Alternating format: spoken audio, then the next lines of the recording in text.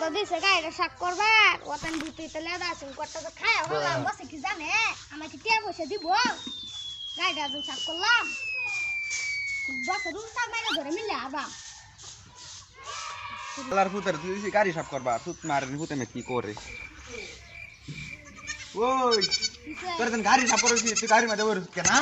আরাম দাদা তুই আমার 15000 টাকার গাড়ি আমি তো টাকা খাইছি এটা বাবা যদি ভাই তুই কই টিয়া লাগা পেছো